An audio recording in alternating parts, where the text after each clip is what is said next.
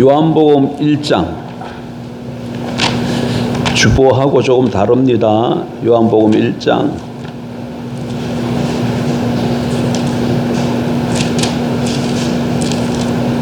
12절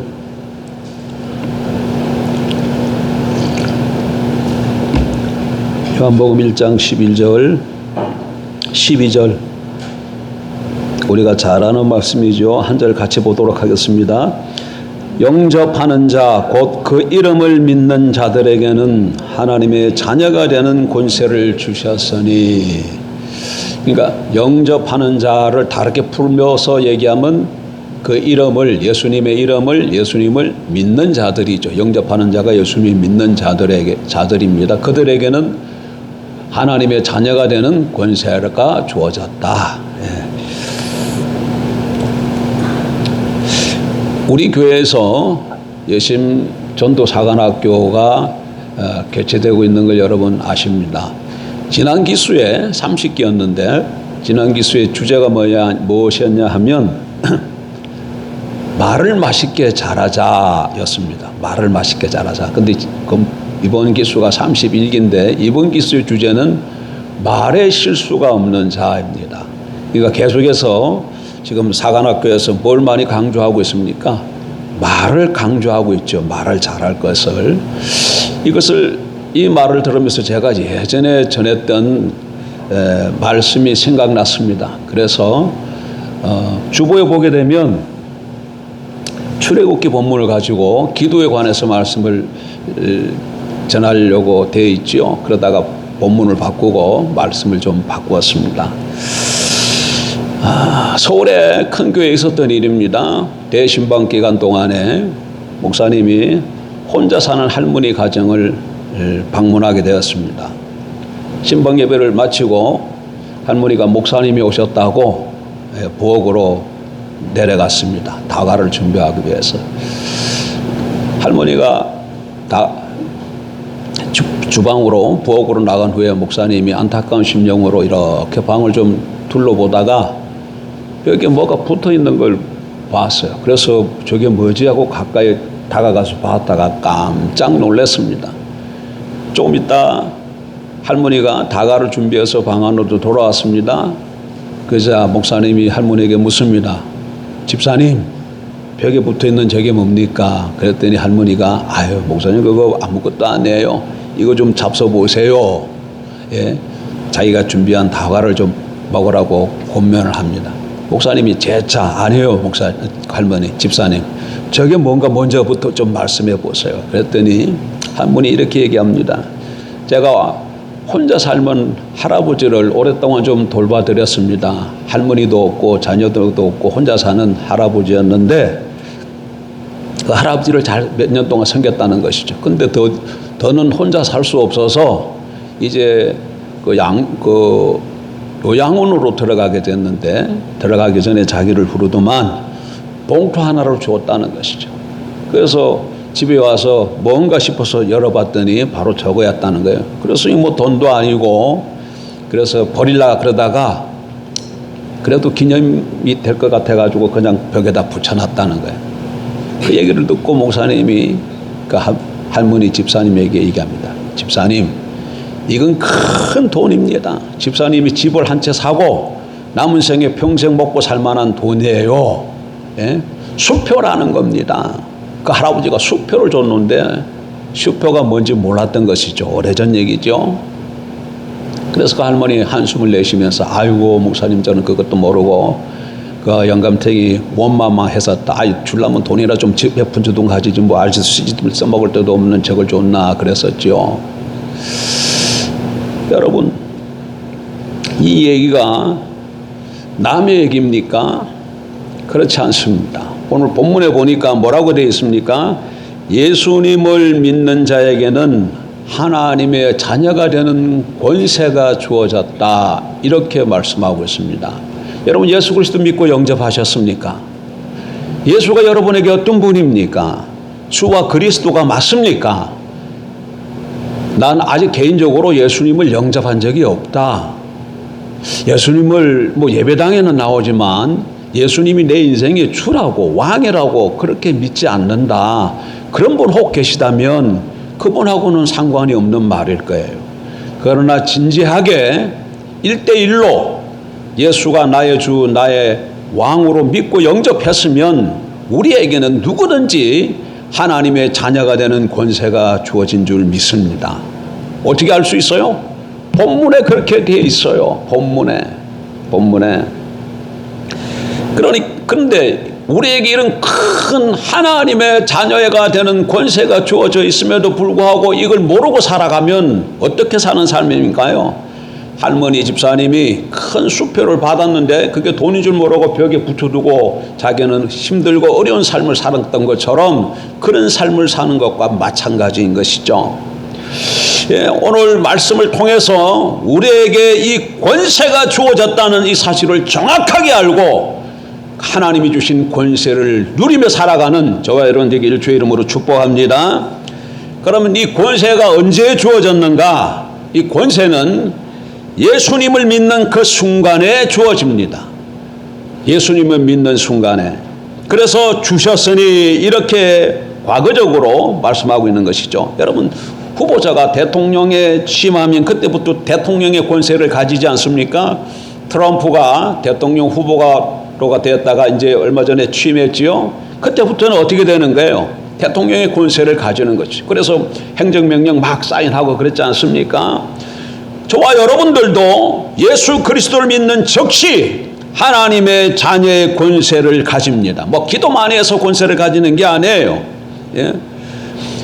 믿는 순간에 우리에게 권세가 주어지는 겁니다. 한번 따라합시다. 나는 하나님의 자녀의 권세를 가졌다. 예. 내 자신을 보면 별 볼 일 없는 것처럼 보일 줄 몰라도 내가 예수를 믿고 영접했으면 내게 권세가 있다는 걸 기억해야 됩니다. 그러면 하나님이 주신 권세란 어떤 권세일까요? 우리는 예수 믿기 전이나 후나 외형적으로 달라진 건 별로 없어요. 똑같아요. 우리 삶은 여전합니다. 그러면 어떤 권세가 주어졌단 말인가? 여러분, 권세는 힘으로, 돈으로, 지식으로 주어지는 게 아닙니다. 권세는 신분에 있고 그것은 말로 행사됩니다. 각 신분에는 거기에 맞는 권세가 주어지고 권세는 말로 나타나지요. 그러므로 하나님의 자녀의 권세도 다른 데 있는 것이 아니라 우리 말에 있습니다. 어디에 있다고요? 말에 있어요. 여러분, 대통령은 권세가 있잖아요. 대통령이 힘으로, 돈으로, 지식으로 군대를 움직입니까? 아닙니다. 자기 능력으로 탱크를 움직이는 거 아니잖아요. 대통령의 권세는 뭘로 나타나요? 말로 나타나요. 말로. 얼마 전에 대통령이 계엄 선포하니까 군인들이 출동했지 않습니까? 이게 뭘로 그런 일들이 일어났습니까? 대통령의 말로 그런 일들이 벌어진 것이잖아요. 그러니까 대통령이라는 신분의 권세가 주어지고 그 권세는 말로 행사되는 것이죠. 대통령이 말하지 않으면 아무 일도 나타나지 않고 움직이지 않습니다. 그러나 대통령이 말을 하면, 명령을 내리면 한밤중이라 할지라도 군사령관이 밤중에 달려옵니다. 대통령의 말에 수천 명의 군인들이 전쟁터로 가기도 하고 비행기가 뜨고 장갑차가 움직입니다. 무슨 얘기를 하고 싶은 겁니까? 제가 권세는 말로 나타난다는 거예요. 하나님의 자녀의 권세도 여러분 말에 있습니다. 권세가 어디 있다고요? 말에 있어요. 우리의 말에 있습니다. 하나님의 자녀가 되는 권세가 주어졌다는 것은 이제 우리 말에 하나님의 권세가 주어졌다는 뜻입니다. 하나님의 자녀가 되고부터 이제 그 말은 하나님이 보장해 주시는 것이죠.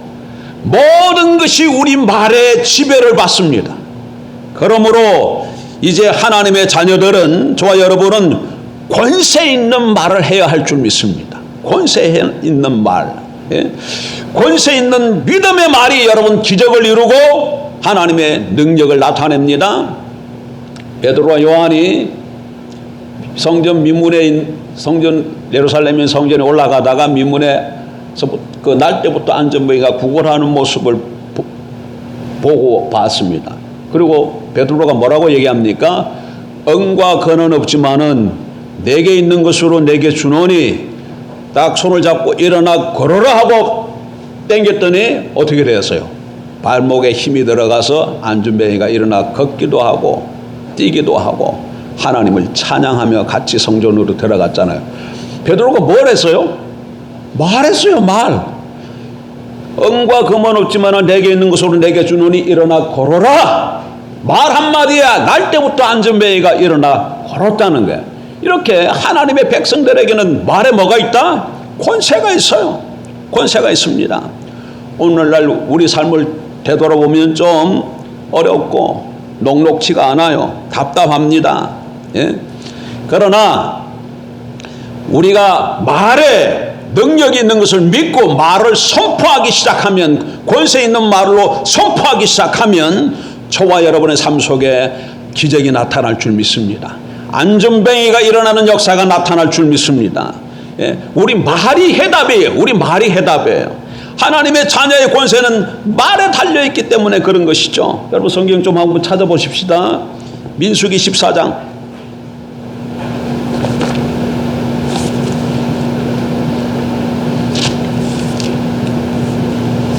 28절, 민수기 14장 28절, 그들에게 이르기를 여호와의 말씀에 내 삶을 두고 맹세하노라. 자, 그 다음 하반절 여기서부터 중요합니다. 너희 말이 내 귀에 들린 대로 내가 너희에게 행하리니. 하나님께서 이스라엘 백성들에게 지금 말씀하세요. 그들이 막 이런저런 말을 많이 찌그렸어요. 그랬더니 하나님 뭐라고 말씀하세요? 너희 말이 내 귀에 들린 대로 내가 행하리라. 그러니까 우리가 말하는 대로 하나님이 다 듣고 그 말대로 어떻게 하겠다는 거예요? 행하겠다는 겁니다. 자, 마가복음으로 한번 또 가보실까요? 마가복음 11장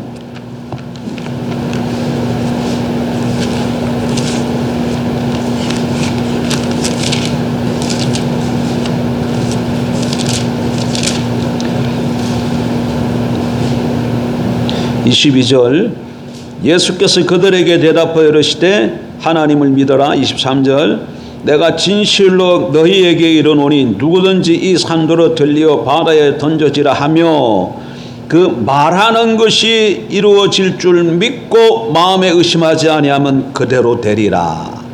그 말한 것이 이룰 줄 믿으면 그대로 되리라. 다시 한번 보세요. 어떻게 되어 있는가? 그 말하는 것이 이루어질 줄 믿고 마음에 의심하지 아니하면 그대로 되리라. 여러분, 이것은 하나님께서 우리에게 주신 각서라고 말할 수 있어요. 불변의 법, 불변의 법칙입니다. 불변의 법칙에. 그래서 하나님의 자녀들은, 저와 여러분들은 우리가에게 하나님이 주신 권세가 있는 걸 믿고 이 말을 할 때에 믿음의 말을 해야 됩니다. 믿음의 말. 그러면 어떤 말을 하나님의 백성들이 해야 될까요? 두 가지 말을 해야 돼요. 두 가지 말. 첫 번째는 반드시 해서는 안 될 말이 있고, 두 번째는 반드시 해야 될 말이 있습니다. 무슨 말과 무슨 말을 해야 된다고? 반드시 해서 안 되는 말이 있고 반드시 해야 될 말이 있어요. 예? 이 두 가지 사실을 차례로 살펴보면서 권세 있는 믿음의 말을 통해 기적의 삶을 살아가는 저와 여러분 되길 주 이름으로 축복합니다. 그럼 먼저 반드시 해서는 안 되는 말은 뭐가 있는가? 우리는 하나님의 권세 있는 자녀들로서 말에 권세가 있는데 해서는 안 될 말이 있어. 해서는 안 될 말. 해서는 안 될 말. 어떤 말을 해서는 안 되는가? 이게 옛날 기억이 나는데, 여러분 예능 프로그램에 옛날에 이런 경사진 곳에 사람들이 이렇게 걸어서 올라갑니다. 근데 위에서부터 큰 공이 굴러 내려와요. 그래서 공을 피하면서 이렇게 저렇게 올라가다가 잘못해서 공을 한 번, 두 번 맞게 되면 그 사람이 넘어져가지고 결국 미끄러져 내려와요. 그래서 그걸 공을 피하면서 끝까지 올라가는 사람만이 성공하는데 그런 게임이 있었어요. 예. 근데 한두 번만 맞게 되면 그들이 다 넘어져서 실패하게 되거든요. 여러분, 기적의 말도 마찬가지입니다. 우리가 아무리 권세 있는 믿음의 말을 많이 해도 한두 번 잘못된 말을 하게 되면 그 잘못한 그 말이 우리 말의 권세를 힘이 없게 만들어 버립니다. 예? 힘이 없게 만들어버려요. 그런 말에는 두 가지가 있어요. 그래서 이 두 가지 말은 하면 안 돼. 하나님의 백성들의 입술에서는 이 두 가지 말이 나와서는 안 됩니다. 첫 번째 어떤 말인가? 불신의 말입니다. 무슨 말이라고요? 불신의 말. 누가복음 1장에 보게 되면 가브리엘 천사가 사가랴에게 나타나서 이제 아들을 낳을 것을 말씀을 드리죠. 세례 요한이 태어날 것을 예고합니다. 그런데 그 말을 들은 사가랴가 어떻게 반응을 하냐 하면 누가복음 1장 18절에 이런 말을 합니다. 내가 이 일을 어떻게 알리요? 내가 늙고 아내도 나이 많으니이다. 불신의 말을 하고 있는 것이죠. 선사가 나타나서 뭐라고 얘기한다고요? 네가 아들을 낳을 것이다. 그랬는데 세례요한이 아니고 사가랴는, 세례요한의 아버지 사가랴는 자신을 보는 것이죠. 그리고 자기 아내를 보니까 더 이상 아이를 낳을 수 없는 그런 현실이에요.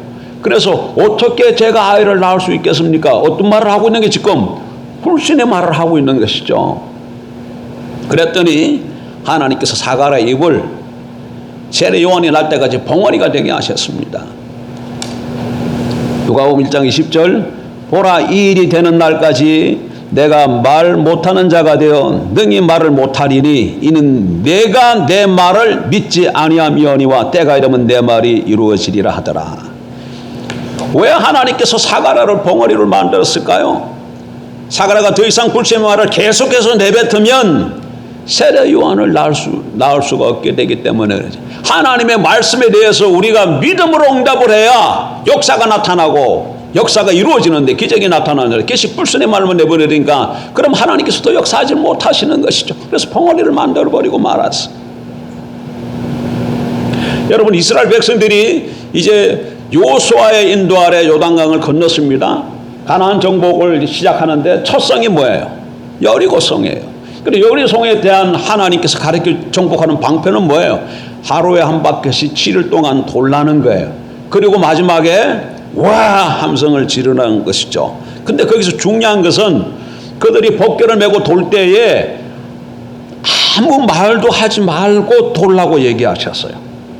여호수아 6장 10절 여호수아가 백성에게 명령하여 이르되 너희는 외치지 말며 너희 음성을 들리게 하지 말며 너희 입에서 아무 말도 내지 말라. 그리하다가 내가 너희에게 명령하여 외치라 하는 날에 외칠지니라.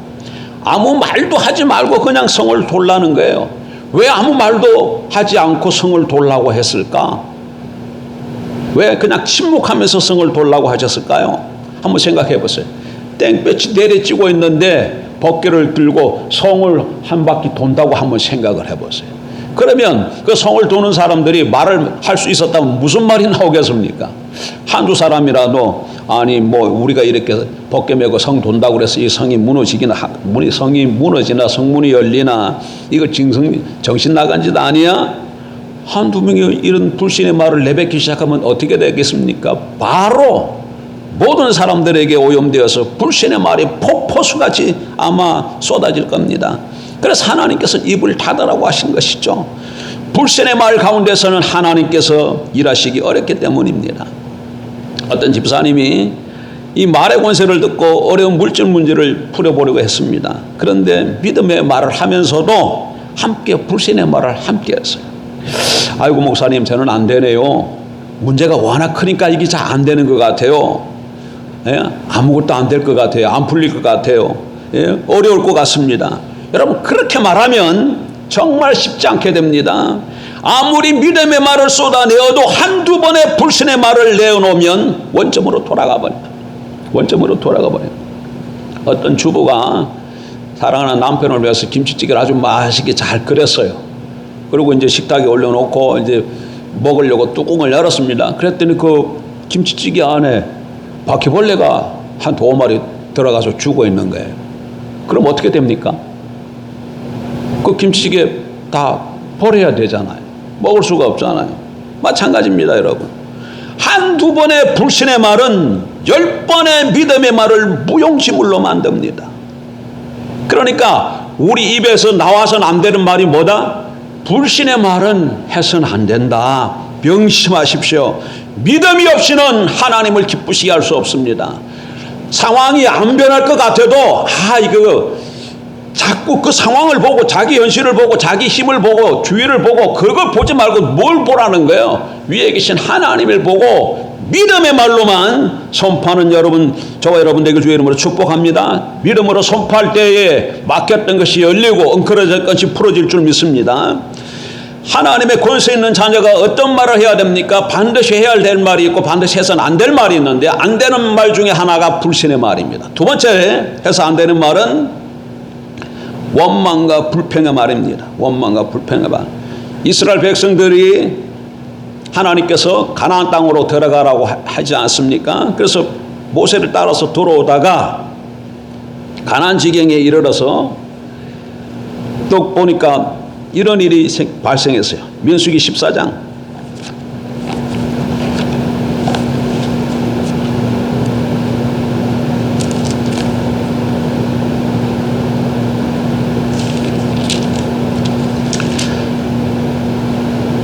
가데스 바네아에서 바로 들어갔으면 좋았을 텐데 정탐꾼을 보냈어요. 그리고 12명의 정탐꾼이 들어와서 보고하는데 10명의 정탐꾼은 그 가나안 땅 들어가면 안 된다. 들어가면 우리가 다 죽게 새겨 다 죽는다. 2명 갈렙과 여호수아만 아니다. 올라가도 하나님이 우리께서 저들 우리 손에 붙였다. 이 얘기를 듣고 이스라엘 백성들이 하는 얘기입니다. 뭐라고 하는가 한번 좀 보십시다. 민수기 14장 1절. 온 회중이 소리를 높여 부르짖으며 백성이 밤새도록 통곡하였더라.